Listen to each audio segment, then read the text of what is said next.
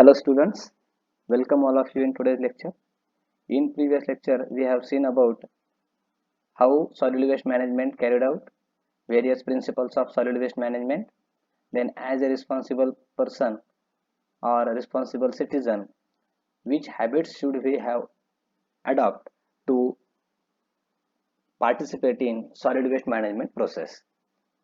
So today in this lecture, we are going to study a last topic from this chapter, that is disaster.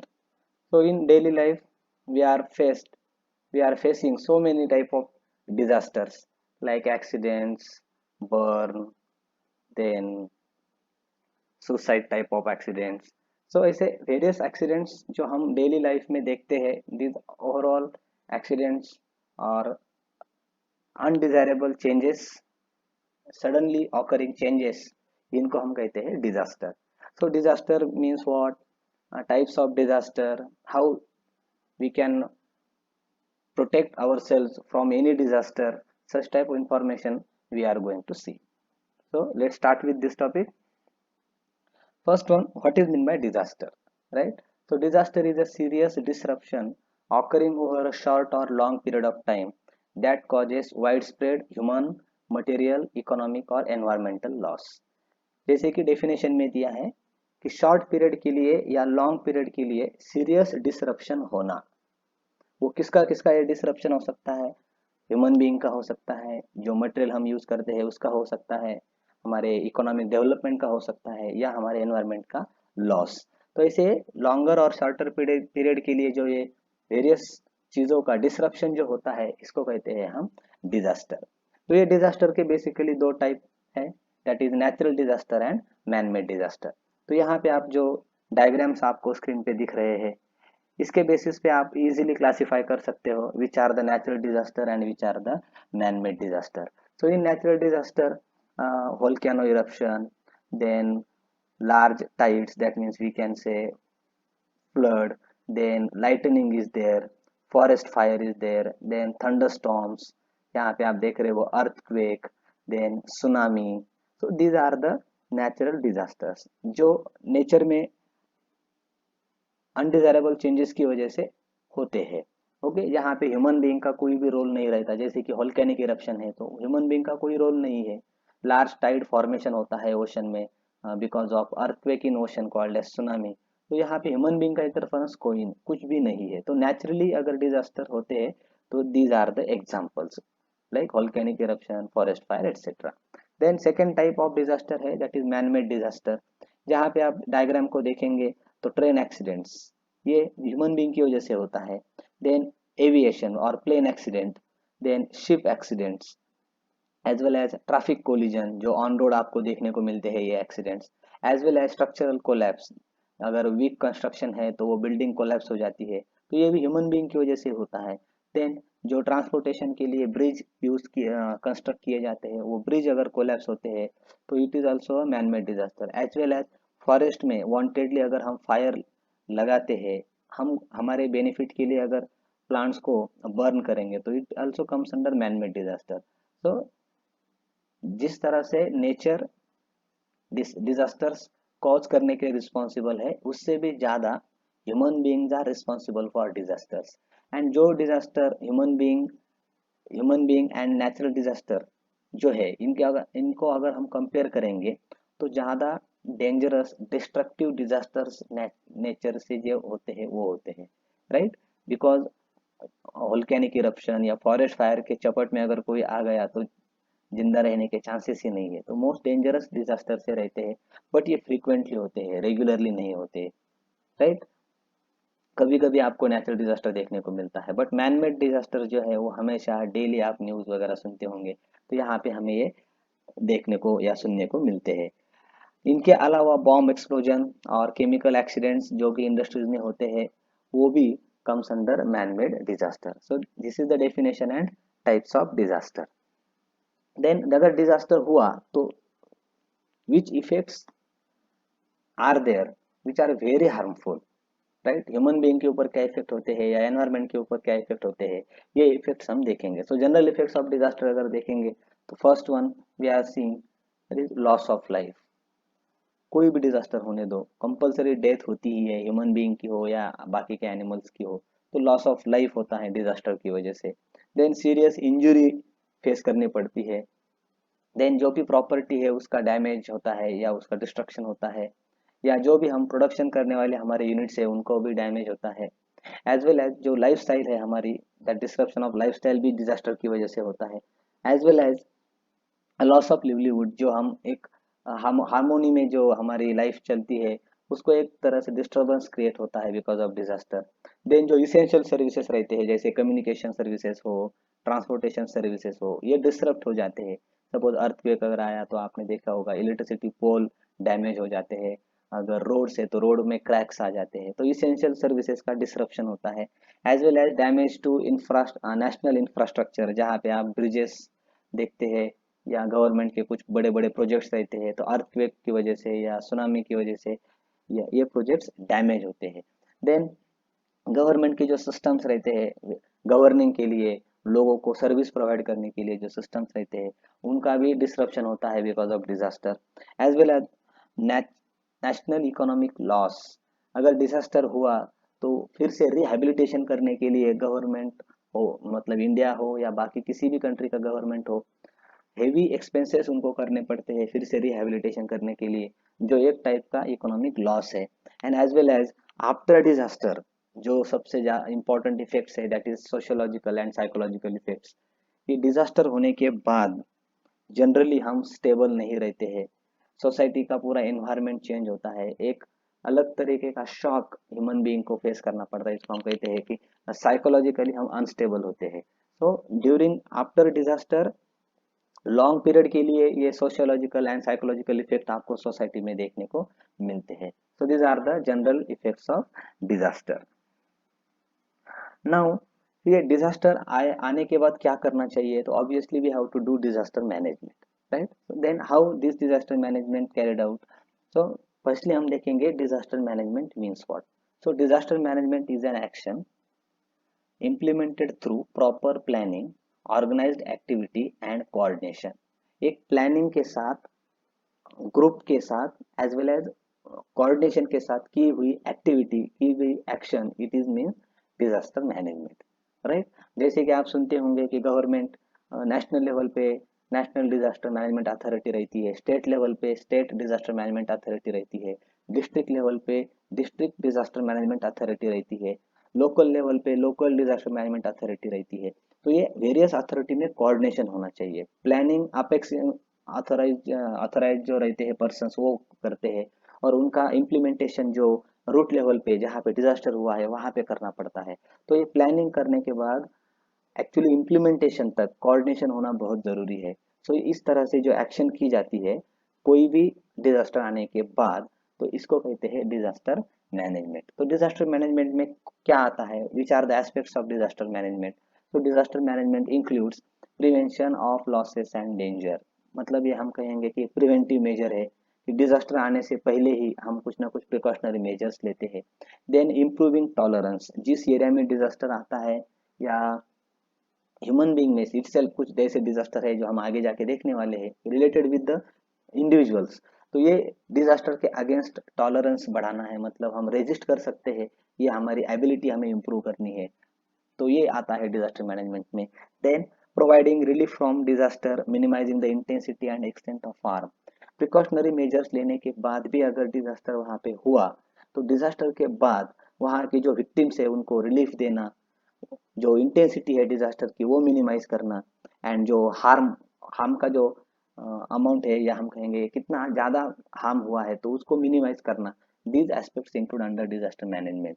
Then preparation to face the disaster, जैसे आप लोगों ने सुना होगा कि onset of monsoon, जैसे मतलब monsoon आने के चांसेस जब रहते हैं तो जो ऐसे एरियाज है जहाँ पे फ्लड आने के चांसेस रहते हैं, तो ऑलरेडी वहाँ पे इंडिया में देखेंगे तो एनडीआरएफ के जवान वहाँ पे जाते हैं, वो प्रिपरेशन करके रखते हैं, अगर बाय चांस फ्लड आया भी तो हमें क्या क्या करना चाहिए, किस तरह से लोगों को रेस्क्यू करना चाहिए, इस तरह से डिजास्टर को फेस करने के लिए प्रिपरेशन करना, it is also aspect of disaster management.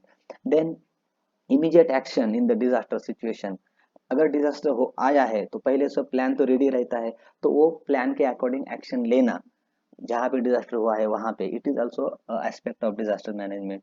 Then disaster होने के बाद जो भी डैमेजेस हुए हैं उनका असेसमेंट करना एंड इंटेंसिटी ऑफ डिजास्टर कितनी है ये कैलकुलेट करना, ये भी एक डिजास्टर मैनेजमेंट का एस्पेक्ट है। क्योंकि इंटेंसिटी ऑफ डिजास्टर एंड कितना लॉस हुआ है इसका अगर प्रॉपर असेसमेंट हुआ तो नेक्स्ट टाइम, अब ये डिजास्टर आने से पहले हम और भी ज़्यादा प्रॉपर तरीके से प्लानिंग कर सकते हैं, राइट। इसके लिए असेसमेंट ये भी एक डिजास्टर मैनेजमेंट का एस्पेक्ट है। Then arranging for rescue work and help, जैसे कि मैंने आपको बताया कि इंडिया में एनडीआरएफ ये एक स्पेशल फोर्स रहता है जो जहाँ पे भी डिजास्टर आएगा वहाँ पे रेस्क्यू ऑपरेशन इम्प्लीमेंट करता है। समटाइम्स अगर सेवेरिटी ज़्यादा है डिजास्टर की तो इंडियन आर्मी भी यहाँ पे पार्टिसिपेट होती है रेस्क्यू ऑपरेशंस में।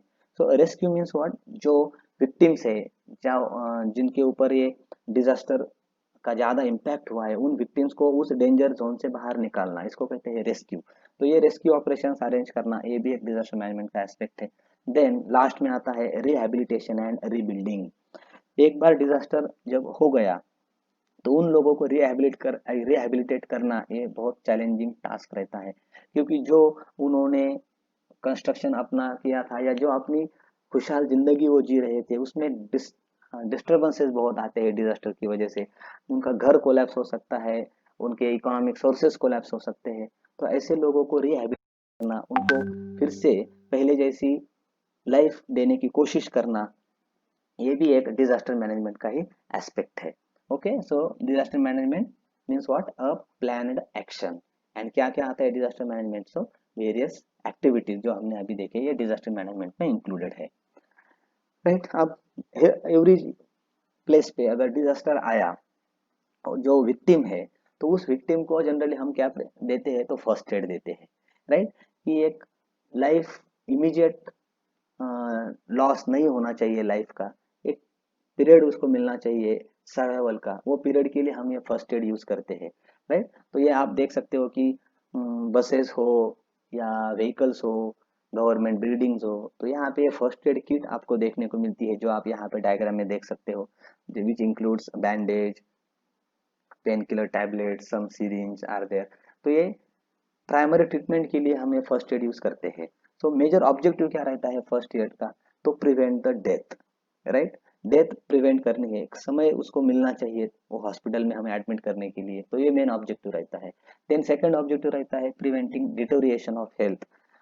अगर फ्रैक्चर हुआ, बोन ब्रेकिंग हुआ, बोन क्रैकिंग हुआ, तो वहाँ पे एक हम कहते हैं कि बॉडी डिटोरेट हो जाती है, बट अगर फर्स्ट एड वहाँ पे तुरंत मिल गया तो हम डिटोरिएशन से बचा सकते हैं उस पर्टिकुलर ह्यूमन बीइंग को या उस पर्टिकुलर पर्सन को, राइट। तो डिटोरिएशन ऑफ हेल्थ प्रिवेंट करना ये भी एक फर्स्ट एड का ऑब्जेक्टिव है। As well as first aid में starting of process of rehabilitation, rehabilitation की प्रोसेस स्टार्ट करना, ये एक थर्ड ऑब्जेक्टिव है फर्स्ट एड किट का, राइट। और ये फर्स्ट एड किट में क्या क्या आता है तो यहाँ पे आप स्क्रीन पे देख सकते हो। देन अब इंडिविजुअली जो डिजास्टर्स है उनके बारे में हमें किस तरह से एफर्ट्स लेने चाहिए, किस तरह से हमें या ह्यूमन बीइंग को जो सस्पेक्ट है डिजास्टर का, किस तरह से हम उसकी लाइफ बचा सकते हैं, इसके बारे में हम अब इंफॉर्मेशन देखने वाले हैं। तो वी कैन से कि basic principles of first aid. So life and resuscitation, इसमें थ्री बेसिक प्रिंसिपल्स आते हैं, that is A B C, जिसमें A means airway, B means breathing and C means circulation. So first one हम देखेंगे airway.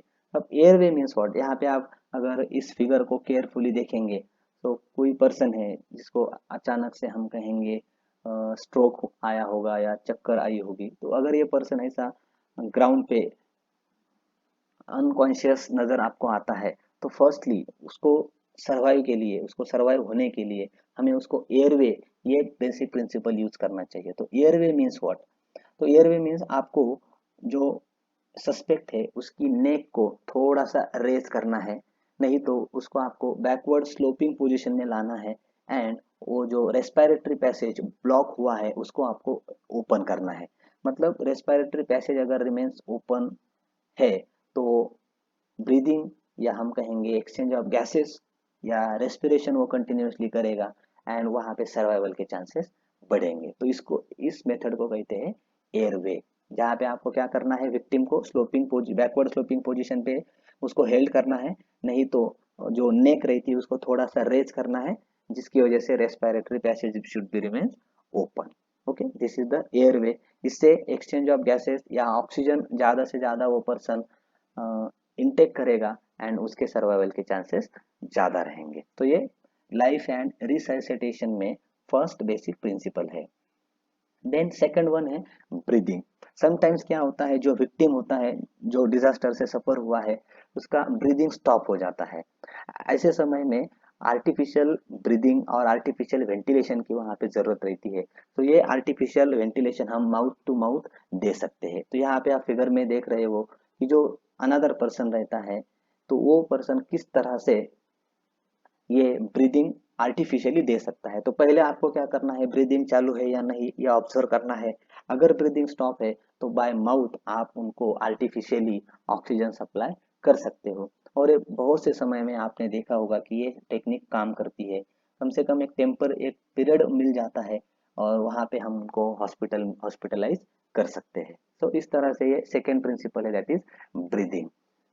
And then third one है circulation, कि victim बहुत ही अनकॉन्शियस है, तो पहले आपको क्या करना है, उसको माउथ टू माउथ रेस्पिरेशन देना है 2 बार। अगर ज्यादा ही विक्टिम अनकॉन्शियस है, स्ट्रोक की वजह से हो, जिसको हम कहेंगे हार्ट अटैक कभी कभी आता है, नहीं तो सन स्ट्रोक आता है, तो ऐसे समय में आपको माउथ टू माउथ रेस्पिरेशन देना है ट्वाइस। एंड देन अपनी पाम की हेल्प से चेस्ट को प्रेस करना है वेरी हार्ड। रिपीटेडली आपको ये एक्शन करनी है up to the 15 times. 15 times आपको ये अपनी पाम की हेल्प से उस विक्टिम की चेस्ट को प्रेस करना है। इस ट्रीटमेंट को कहते हैं cardio pulmonary recitation, that means CPR। तो ये CPR आपको देना है। ये भी एक टेक्निक रहती है एक्चुअली। जिस पर्सन को इसके बारे में नॉलेज है वही पर्सन इस CPR टेक्निक का यूज कर सकता है, अदरवाइज इससे वो विक्टिम की डेथ होने के भी चांसेस रहते हैं। सो प्रॉपर वे से हमें CPR करना चाहिए। और यहाँ पे CPR की वजह से हम जो सर्कुलेशन है ऊपर विक्टिम का, वो सर्कुलेशन हम नॉर्मल ला सकते हैं। कम से कम उस पर्सन को हम हॉस्पिटलाइज इजीली कर सकते हैं। तो ये है थर्ड प्रिंसिपल जहाँ पे हम लाइफ सेविंग कर सकते हैं। कि क्या करना है सर्कुलेशन इस प्रिंसिपल में, पहले तो हमें twice mouth to mouth respiration देना है, एंड देन पाम की हेल्प से हमें हार्ट को वहां पे प्रेस करना है अप टू द 15 टाइम्स। ये एक्टिविटी करेंगे तो उसको हम कहते हैं CPR, जिससे उस पर्सन का सर्कुलेशन नॉर्मल हो जाएगा। राइट। देन कुछ ऐसे डिजास्टर्स डेली लाइफ में होते हैं जहाँ पे हमें इमीडिएट ट्रीटमेंट की जरूरत रहती है, इमीडिएट मेडिकल फैसिलिटी वहाँ पे होने की जरूरत रहती है। तो वो कौन से है उसके बारे में हम अब जानकारी देखने वाले हैं। तो फर्स्ट एड एप्लीकेशन, जो फर्स्ट एड किट हमारे पास रहता है, उसका यूज हमें कब करना चाहिए और कैसे करना चाहिए, तो one by one we will see. तो फर्स्ट डिजास्टर है ब्लीडिंग। जैसे सब लोगों को ब्लीडिंग के बारे में पता होता है कि सडनली हम कुछ काम करते हैं, एट दैट टाइम कट हमारे हैंड के ऊपर, लेग्स के ऊपर हमें ये हमारे से बाय मिस्टेक हो जाता है, तो ब्लीडिंग वहाँ पे चालू होता है। तो ऐसे समय में हम किस तरह से फर्स्ट एड एप्लीकेशन करेंगे। तो अगर किसी विक्टिम को ब्लीडिंग हुआ है तो पहले तो हमें क्या करना है, जहाँ पे ब्लीडिंग हुआ है उसके पीछे एक डायरेक्ट प्रेशर अप्लाई करना है। राइट। और डायरेक्ट प्रेशर अप्लाई करने की वजह से 5 मिनट्स तक अप्लाई करने की वजह से क्या होगा, तो आप इजीली जो इंजर्ड एरिया है वो इलिवेट करेंगे। राइट। तो आपको फर्स्टली क्या करना है, ब्लीडिंग होने के बाद एक डायरेक्ट प्रेशर अप्लाई करना है, देन इलिवेट करना है आपको इंजर्ड एरियाज कौन से है, कहाँ कहाँ पे इंजरी हो गई है। एंड देन थर्ड जो वेरी इंपॉर्टेंट है, that is apply pressure at pressure points. तो यहाँ पे आप डायग्राम में देख सकते हो कि कहाँ कहाँ एक्चुअली ह्यूमन के बॉडी में प्रेशर पॉइंट्स रहते हैं। तो यहाँ प्रेशर पॉइंट जो है, यहाँ पे हमें प्रेशर अप्लाई करना है। राइट। तो यहाँ पे प्रेशर अप्लाई करने के बाद हमें जहाँ पे जो ब्लीडिंग का ओरिजिन है, जो भी रहेगा पॉइंट, वहां पे हमें एक बैंडेज अप्लाई करना है। राइट। और ये बैंडेज को बाद में आपको टाई करना है अगर जरूरत है तो। ठीक है। तो इस तरह से हम ब्लीडिंग को एक टेम्पररी पीरियड के लिए स्टॉप कर सकते हैं, and then we can hospitalize the victim. So ये ब्लीडिंग के समय हमें इस तरह से फर्स्ट एड एप्लीकेशन करना चाहिए। देन नेक्स्ट है जो जनरली पाया जाता है जो स्पोर्ट्स प्लेयर रहते हैं उनमें, दैट इज फ्रैक्चर। तो फ्रैक्चर में क्या होता है, खेलते समय अ, अगर हमारी रॉन्ग मूवमेंट है या रॉन्ग स्टेप है तो उसकी वजह से ये फ्रैक्चर आता है। तो फ्रैक्चर होने के बाद मेन थिंग क्या है, तो जो पार्ट है जिसमें हमें फ्रैक्चर दिखाई देता है, फ्रैक्चर ऑब्जर्व हुआ है, तो वो पार्ट इमोबिलाइज होना बहुत जरूरी है। अगर मूवमेंट होगी तो वो फ्रैक्चर की इंटेंसिटी बढ़ती है, राइट। तो हमें ये इमोबिलाइज करना है उस पार्ट को। तो हम किस तरह से ये फ्रैक्चर होने के बाद फर्स्ट एड अप्लाई कर सकते हैं, तो यहाँ पे आप फिगर में कुछ स्टेप्स देख रहे हो। तो सबसे पहले आपको क्या करना है, जो भी विक्टिम है उसको एक काम पोजिशन में आपको उसको बिठाना है, या उसको हम कहेंगे कि वो जमीन पे एक सो भी सकता है वो पर्टिकुलर विक्टिम। तो एक काम पोजीशन पे आपको पहले उसको जमीन पे सुलाना है, या हमको कहेंगे हम जमीन पे उसको ये करेंगे। देन जहाँ पे ब्लीडिंग हुआ था फ्रैक्चर समय, वहां पे ब्लीडिंग भी होता है, तो पहले हमें प्राइमरी तौर पे ब्लीडिंग को कंट्रोल करना है, राइट। पहली हमारी एक्टिविटी क्या है, कंट्रोल द ब्लीडिंग, क्योंकि ज़्यादा से ज़्यादा अगर ब्लड लॉस होता है तो और कॉन्शियसनेस उस पर्टिकुलर विक्टिम की बढ़ जाती है। इसलिए वो जैसे ही काम पोजीशन पे बैठेगा तो हमें ब्लीडिंग कंट्रोल करना है।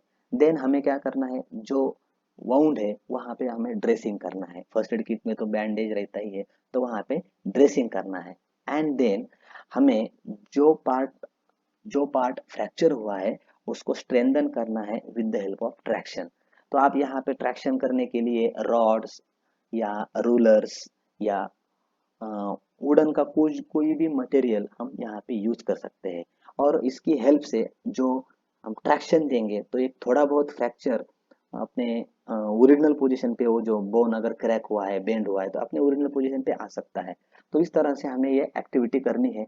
एंड देन उस रॉड को आपको लेग्स के साथ, सपोज लेग्स को फ्रैक्चर हुआ है तो लेग्स के साथ टाई करना है, एंड स्ट्रेचर के ऊपर उस पर्टिकुलर विक्टिम को आपको रखना है, ताकि वो जो फ्रैक्चर्ड पोर्शन है या फ्रैक्चर्ड पार्ट है वो इमोबाइल रहे, राइट। तो इसके बाद अगर हम हॉस्पिटलाइज करेंगे तो वहाँ पे हम ट्रीटमेंट करके ये विक्टिम की जान बचा सकते हैं। तो फ्रैक्चर के समय में हमें इस तरह से फर्स्ट एड किट का यूज करना चाहिए। देन थर्ड वन है बर्न। जैसे कि आपको minor burn and major burn दिखाई देते हैं, आप न्यूज में वगैरह सुनते होंगे कि किचन में काम करते समय अचानक से बर्न हुआ, या इंडस्ट्रीज में यहाँ पे फायर हुआ और उसकी वजह से मेजर बर्न बहुत सारे लोगों में पाए गए। तो ऐसे समय में हम किस तरह से फर्स्ट एड किट का यूज करेंगे, तो सबसे पहले तो बर्न अगर होता है तो आपको वो जो बर्निंग पोर्शन है उसको under clean and cold flowing water के नीचे रखना है अप टू 10 मिनट्स, राइट। जनरली हम क्या करते हैं बर्न होने के बाद, तो वहाँ पे क्लॉथ की हेल्प से या हैंडकरचिप की हेल्प से वहाँ पे हम कवर करने की कोशिश करते हैं, नहीं तो उसको रब करते हैं। तो ऐसा नहीं करना चाहिए। जहाँ पे बर्न हुआ है तो एज इट इज कंडीशन में हमें clean and cold flowing water के नीचे वो पर्टिकुलर पार्ट 10 मिनट्स तक रखना है। देन उस पर्टिकुलर पर्सन के बॉडी के ऊपर जितने भी क्लॉथ्स है जो कि हीट के सोर्सेस है उनको हमें रिमूव करना चाहिए। जैसे ज्वेलरी है, अगर कॉटन क्लॉथ है तो नायलॉन के क्लॉथ है, कॉटन के क्लॉथ है तो वो है, तो उनको हमें रिमूव करना है। एंड वो कंटिन्यूअसली कोल्ड वाटर के नीचे वो हाथ रखना है। एंड देन जो हाइजेनिक क्लॉथ, कॉटन क्लॉथ जो रहेगा हाइजेनिक, तो उसकी हेल्प से हमें जस्ट उसको कवर करना है, एकदम जेंटली हम उसको कवर करना है, और देन हम उनको हॉस्पिटलाइज कर सकते हैं। तो इस तरह से अगर हम प्राइमरी ट्रीटमेंट देंगे तो हम बर्न जो पार्ट हुआ है उसको ट्रीटमेंट इजीली कर सकते हैं। But most of the time आपने देखा होगा कि बर्न होने के बाद लोग वहाँ पे जो भी चीज मिलेगी, सपोज वाटर है तो वाटर वहां पे डाल देते हैं उस पर्सन के बॉडी के ऊपर। नहीं तो अगर स्किन को वो क्लॉथ स्टिक हुए हैं तो उनको खींचने की कोशिश करते हैं। तो इस तरह से अगर करेंगे तो वो जो बर्निंग एरिया है वो बढ़ेगा ज्यादा, जख्म वहां पे बढ़ेगा। इसलिए ये चीज नहीं करनी है आपको। पहले तो हीट सोर्सेस रिमूव करने हैं, अंडर कोल्ड वाटर आपको हाथ रखना है 10 मिनट्स के लिए कंटिन्यूअसली, एंड सैनिट हाइजेनिक क्लॉथ से उसको जेंटली कवर करना है, right. So this is the use of first kit in various disasters, right? So this is all about this chapter environmental management, right? अगर आपको कोई डाउट है तो आप डाउट व्हाट्सअप कर सकते हो, आपके डाउट क्लियर करवा के दिए जाएंगे। Thank you so much.